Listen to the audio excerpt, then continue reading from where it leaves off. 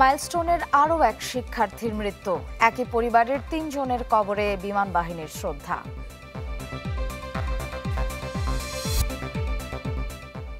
বিমান বিধ্বস্তের সামাজিক মাধ্যমে নানা গুজব, বিভ্রান্তি রোধে অবাধ তথ্য প্রবাহ নিশ্চিতের তাগিদ। সরকারের কর্মকাণ্ড নিয়ে সন্দেহ বিএনপির, দেশ ছেড়ে পালায় না জামায়াত, বললেন আমির। রাজধানীর উত্তরায় মাইলস্টোন স্কুলে বিমান বিধ্বস্তে দগ্ধ আইমান নামের আরও একজন শিক্ষার্থী মারা গেছে। জাতীয় বার্ন ইনস্টিটিউটে চিকিৎসাধীন অবস্থায় আজ মারা যায় সে। জাতীয় বার্ন ও প্লাস্টিক সার্জারি ইনস্টিটিউটে এ নিয়ে মৃত্যুর সংখ্যা বেড়ে দাঁড়ালো ৩২-এ। ভর্তি রয়েছেন মোট ৫১ জন। এর মধ্যে ৮ জনকে আইসিইউতে রাখা হয়েছে, যাদের ৬ জনের অবস্থা আশঙ্কাজনক। হাসপাতালটিতে দেশি বিদেশি চিকিৎসক বোর্ডের মাধ্যমে আহতদের চিকিৎসা দেওয়া হচ্ছে। সংক্রমণ রোধে নেওয়া হয়েছে কঠোর নিরাপত্তা ব্যবস্থা এবং সর্বসাধারণের প্রবেশ রয়েছে কড়াকড়ি। এদিকে মাইলস্টোনে নিহত একই পরিবারের ৩ জনের কবরে শ্রদ্ধা জানিয়েছে বিমান বাহিনী।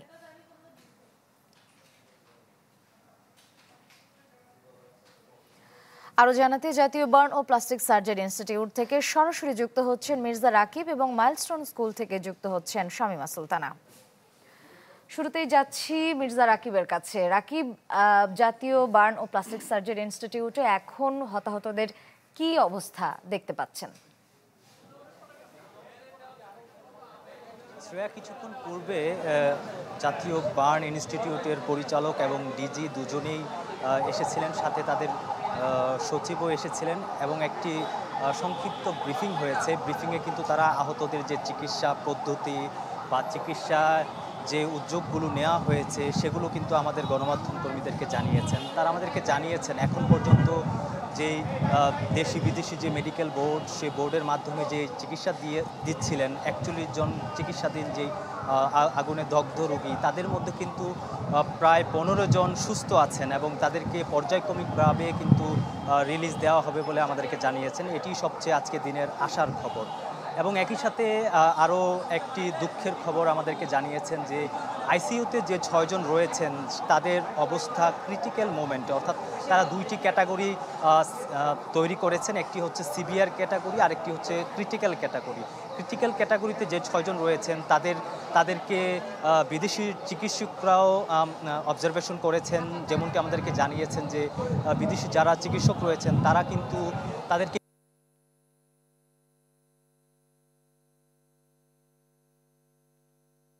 পরিচালক এবং ডিজি এসেছিলেন, তারা আমাদেরকে জানিয়েছেন যে তাদের দোয়া এবং দোয়া করা ছাড়া তাদের আর কিছু নেই। তারা যতটুকু চিকিৎসা দেওয়ার তাদেরকে সেই চিকিৎসাটুকু দিচ্ছেন। তো আমরা সকালে জানিয়েছিলাম যে একজন শিক্ষার্থী মারা গিয়েছেন, তাকে তার মরদেহ হস্তান্তর করা হয়েছে। কিছুক্ষণ পূর্বেই তাকে শরীয়তপুরে নেওয়া হচ্ছে তার পরিবারের মাধ্যমে এবং হাসপাতালের কর্তৃপক্ষের মাধ্যমে। এই ছিল সর্বশেষ বার্ন ইনস্টিটিউট থেকে আমার কাছে সর্বশেষ। শ্রেয়া, ধন্যবাদ রাকিব। এবারে মাইলস্টোন স্কুল আছেন শামীমা সুলতানা। শামীমা, সেখানকার সবশেষ কি পরিস্থিতি? শ্রেয়া, আজকেও যথারীতি উৎসুক জনতা এখানে ভিড় করে আছেন। আর আজকে যেহেতু শুক্রবার, স্কুলের সামনের অংশে কিছু নিরাপত্তা কর্মী আছেন যারা সামনের ফটক মূলত বন্ধ রেখেছেন মিডিয়ার জন্য। তবে যারা এই যে উৎসুক জনতা যারা আছেন তাদেরকে কিন্তু ঢুকতে দিচ্ছেন। এবং আপনি দেখবেন যে আমি যেখানটায় দাঁড়িয়ে আছি তার পাশে কিন্তু যেই আসলে আপনি জানেন দুটো শ্রেণী আসলে বেশি আক্রান্ত হয়েছে এই আগুনে, তৃতীয় এবং পঞ্চম সেই শ্রেণীতে যারা বসেছিলেন শিশুরা, তাদের চেয়ার টেবিল সেই অগ্নিদগ্ধ আগুনে পোড়া সেই চেয়ার টেবিল কিন্তু এখানে পড়ে আছে। এবং ঠিক পাশে আমি যেখানটায় দাঁড়িয়ে আছি তার ঠিক ডান দিকেই কিন্তু সেই ভবনটি দেখা যাচ্ছে। সেই গ্লাসগুলো উড়ে গেছে ভবনের এবং জানালার সেই ভাঙা অংশে এখন টিন দিয়ে জোড়া লাগানো আছে এবং আরেকটি অংশে ভাঙা গ্লাস ঝুলে আছে। তো সেই ধ্বংসস্তূপ সেটি দেখার জন্য কিন্তু উৎসুক জনতা চারদিক থেকেই ভিড় করছেন তারা। তবে নিরাপত্তারক্ষী যারা আছেন বিদ্যালয়ের তাদেরকে আমরা দেখেছি যে সামনের দিক দিয়ে যারা আসছেন, এই যে উৎসুক জনতা, তাদের কাউকে কাউকে ভেতরে ঢুকতে দিচ্ছেন এবং তাদেরকে দেখতে দিচ্ছেন। তবে গণমাধ্যম কর্মীরা কিন্তু ভেতরে যেতে পারছেন না, তারা বাইরেই আছেন এবং বাইরে থেকে তাদের কাজগুলো করছেন।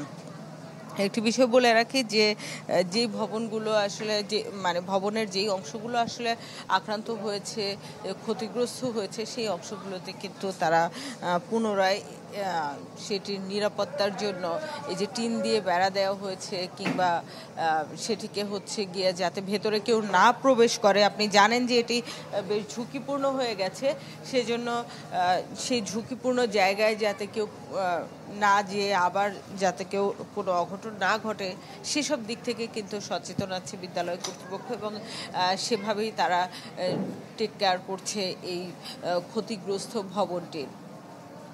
ধন্যবাদ শামিমা। সরাসরি যুক্ত ছিলাম মাইলস্টোন স্কুল অ্যান্ড কলেজে এবং তার আগে ছিলাম জাতীয় বার্ন ও প্লাস্টিক সার্জারি ইনস্টিটিউটে।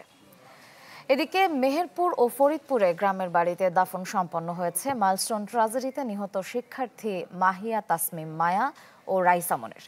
সকাল 8:30টায় মেহেরপুরের মুজিবনগরের জয়পুর কবরস্থানে মাহিয়া তাসমিম মায়াকে দাফন করা হয়। এর আগে ভোরে তার নানা বাড়ি জয়পুর গ্রামে পৌঁছায় মরদেহ। স্বজনদের কান্নায় ভারী হয়ে ওঠে পরিবেশ। স্বজনরা প্রশ্ন তোলেন জনবসতিপূর্ণ এলাকা প্রশিক্ষণ চালানো নিয়ে। এদিকে ফরিদপুরের আলফা ডগার বাজরা গ্রামে দাফন সম্পন্ন হয়েছে আরেক ক্ষুদে শিক্ষার্থী রাইসামনের। বাজরা ঈদগাহ মাঠে সম্পন্ন হয় জানাজা। এতে পরিবার, স্বজন ও গ্রামের হাজারো মানুষ অংশ নেন। উপজেলা নির্বাহী কর্মকর্তা ও সেনাবাহিনীর সহায়তায় শামসুল আলম হাফিজিয়া নুরানি মাদ্রাসা কবরস্থানে দাফন করা হয় তাকে। মাইলস্টোন স্কুল অ্যান্ড কলেজ প্রাঙ্গণ বিমান চলাচলের অ্যাপ্রোচ লাইনের মধ্যে, তাই বিদ্যমান ক্যাম্পাসটি সরিয়ে নেওয়া উচিত। সকালে ইনস্টিটিউট অব প্ল্যানার্সের এক সংবাদ সম্মেলনে এই তথ্য জানানো হয়। সংবাদ সম্মেলনে বলা হয়, স্কুলটি প্রতিষ্ঠার সময় রাজুক থেকে নেওয়া হয়নি অনুমোদন। এমন বাস্তবতায় সংবাদ সম্মেলনে উল্লেখ করা হয়, উন্নয়ন হতে হয় নিয়ন্ত্রিত এবং জননিরাপত্তার বিষয়টি গুরুত্ব দিয়ে। বিমানবন্দরের আশপাশে নির্দিষ্ট উচ্চতার চেয়ে বেশি উচ্চতায় ভবন নির্মাণ করা হচ্ছে, ফলে তা জননিরাপত্তার জন্য হুমকি তৈরি করছে। এছাড়া ঢাকাকে বিকেন্দ্রীকরণের উপর জোর দেওয়া হয় সংবাদ সম্মেলনে।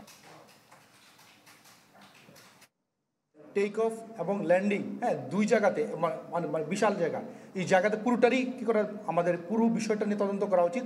কত ধরনের ব্যর্থ হয়েছে সেই ব্যর্থগুলো অনুসন্ধান করা এবং এখানে যত ধরনের অ্যাসেম্বলি বিল্ডিং আছে, স্কুল আছে, কলেজ আছে, কেন সেগুলি ভালনারেবল, মসজিদ, মাদ্রাসা যেখানে মানুষের জনসমাগম হয় সেগুলিকে ধীরে ধীরে সরাতে হবে। গুজব যেন যে কোনো ঘটনার আরেক দুর্ঘটনা, আর এর ব্যাপ্তি সামাজিক যোগাযোগ মাধ্যমের সবখানে।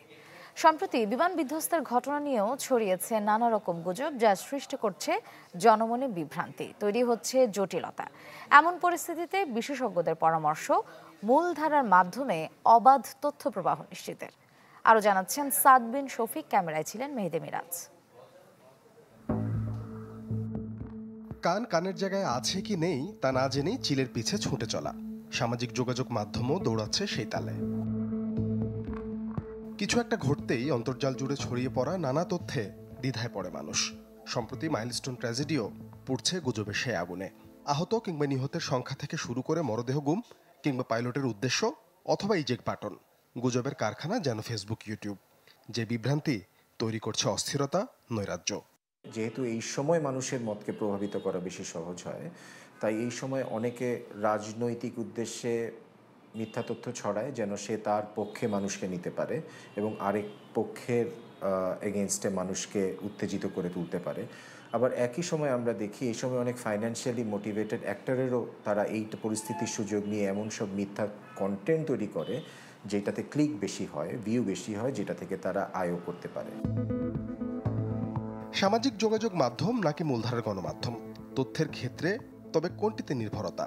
এমন প্রশ্নে বিশ্বাস অবিশ্বাসে দোলাচলে দর্শক। যখন একটা ডিলে হয় ইনফরমেশনে, তখন আমি পাঠক বা দর্শক হিসেবে আমার যে কোনো সোর্স থেকেই ইনফরমেশনটা আমি গ্র্যাব করতে চাই। টিভিও যে খুব একটা বিশ্বাসযোগ্য তাও এই গত বছর জুলাইয়ের মাসে আমরা বুঝতে পারছি যে সেটা খুব একটা বিশ্বাসযোগ্য না। আমি এখন ওই কোনো সোশ্যাল মিডিয়া বিশ্বাস করবো না, আমি কোনো নিউজ চ্যানেলে আমি বিশ্বাস করবো না। দুইটা মিক্স কইরা হচ্ছে আমরা যেটাকে মনে করি যে এটা অ্যাকচুয়ালি বিশ্বাস করা যায় সেটাকে আমরা বিশ্বাস করি। ডিজিটাল মাধ্যমে অপতথ্য নিয়ে কাজ করছেন সিনিয়র সাংবাদিক মিরাজ আহমেদ চৌধুরী। তিনি মনে করেন বড় ঘটনা দুর্ঘটনায় কেবল সরকারি তথ্যের উপর নির্ভর না করে নিজস্ব অনুসন্ধান সক্ষমতা বাড়াতে হবে গণমাধ্যমকে।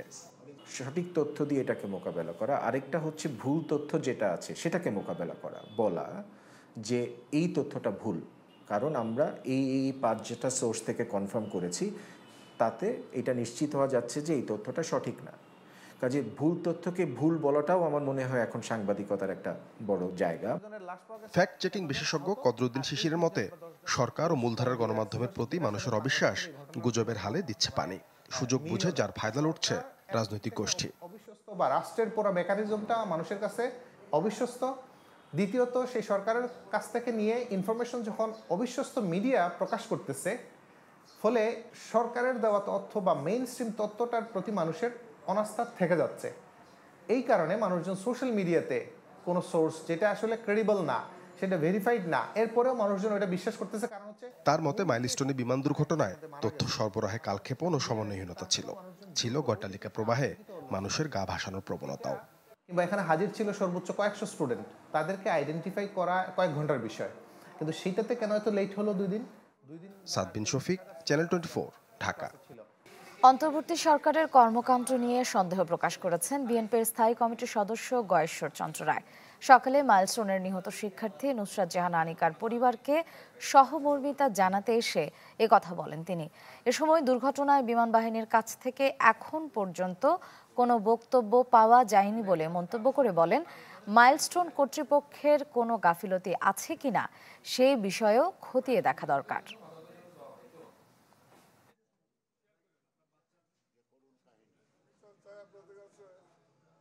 সরকার প্রকৃতভাবে তো সরকার চালাচ্ছে না, সরকারের মধ্যে সমন্বয়হীনতা আছে, অভিজ্ঞতারও ঘাটতি আছে, এবং সরকার যদি সত্যিকার অর্থে অ্যাসার্ট করতো সরকার পরিচালনার ক্ষেত্রে, তাহলে অনেক বিতর্কের জন্ম দিত না। তো সেই জন্য একটা নির্বাচিত সরকারের দায়বদ্ধতা থাকে, কিন্তু অনির্বাচিত সরকারের দায়বদ্ধতা থাকে না। দল ও জাতির সংকটে কখনো দেশ ছেড়ে পালায়নি জামায়াত ইসলামীর কোনো নেতা। সকালে ঢাকা মহানগর দক্ষিণের রুকন সম্মেলনে এ মন্তব্য করেন দলটির আমির ডাক্তার শফিকুর রহমান। দাবি করেন দলটির কোনো নেতা কর্মীর বিরুদ্ধে ভিন্ন ধর্মাবলম্বীদের সম্পদ দখল, নির্যাতনের অভিযোগ নেই। অনুকূল প্রতিকূল সকল অবস্থায় আলহামদুলিল্লাহ আমরা এই দেশেই আছি। অনুকূল অবস্থায় থাকতে তো কোনো সমস্যা নাই, কিন্তু যখন প্রতিকূলতা দেখা দিবে তখন থাকাটা হলো অনেক চ্যালেঞ্জের। যত ভুলে পতন হয়েছিল আওয়ামী লীগ সরকারের, এর মধ্যে অন্যতম ছিল মানুষের জীবনের চেয়ে বেশি মেট্রো রেল ও বিটিভি প্রীতি দেখিয়েছিলেন তৎকালীন প্রধানমন্ত্রী শেখ হাসিনা। সুশীল সমাজ মনে করে যে সে সময় হাসিনা কিছু সাজানো নাটকও করেছিলেন, যা বাস্তবায়নে সহযোগিতা করেছিল তার পাশে থাকা দলীয় কিছু সুবিধাভোগী নেতা। মাহফুজ কামালের রিপোর্ট।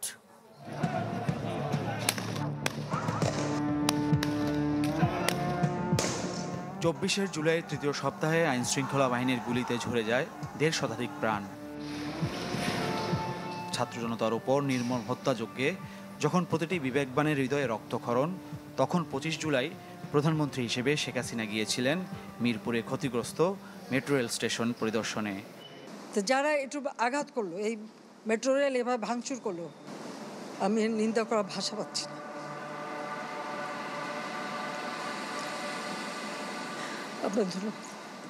সন্তানহারা মায়েদের সান্ত্বনা দেওয়ার বদলে দুর্বৃত্তের হামলার সরকারি সম্পদের প্রতি তার মায়া কান্না, সমালোচনার ঝড় তোলে দেশ জুড়ে।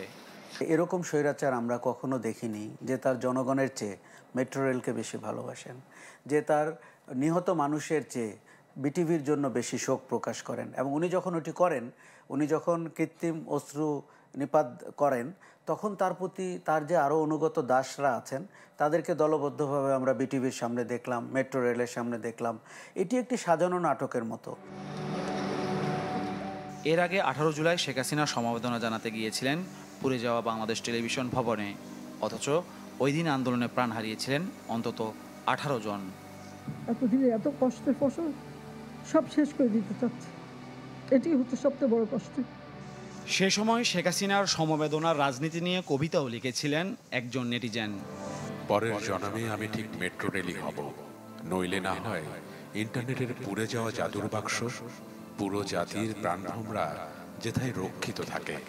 আমি বিআরটিসি বাসের সিট হব, আমি রাস্তার ডিভাইডারের ভাঙা রেলিং হব, সড়ক ভবনের সামনে দাঁড়িয়ে থাকা গাড়ি হব।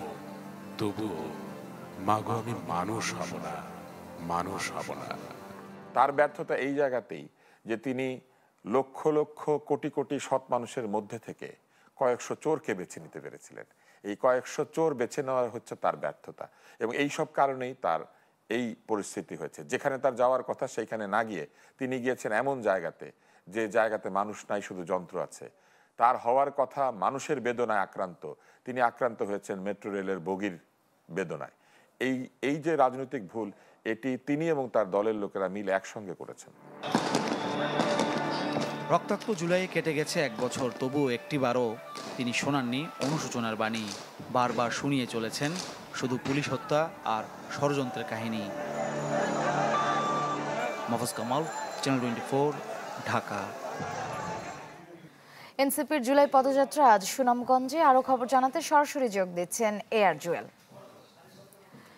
জুয়েল, এনসিপির আজকের কর্মসূচি কি কি এবং সর্বশেষ তারা কি কি পালন করেছে যদি বলতেন। আমরা বলেছি আগের খবর যে সুনামগঞ্জে দেশ গড়তে এনসিপির যে জুলাই পদযাত্রা সেটি আজকে জুম্মার নামাজের পরে আনুষ্ঠানিকতা শুরু হবে। এখন আসলে সুনামগঞ্জে কেন্দ্রীয় যে মডেল মসজিদে সেখানে জুম্মার নামাজ আদায় করতে ইতিমধ্যেই এনসিপির যে কেন্দ্রীয় নেতৃবৃন্দ সেখানে আছেন, এবং তারা এই নামাজের পরে এই মসজিদ থেকে পদযাত্রা নিয়ে শহরের বেশ কয়েকটি রাস্তা, কালীবাড়ি, জামাইপাড়া, প্রথমবাস্ত এলাকা, সেই রাস্তায় কিন্তু তারা পদযাত্রা করবেন। এবং পদযাত্রা পরে শহরের আলফাতুদ্দিন স্কোয়ারে তাদের যে সমাবেশ স্থল আছে সেখানে তারা সমাবেশ করার কথা রয়েছে।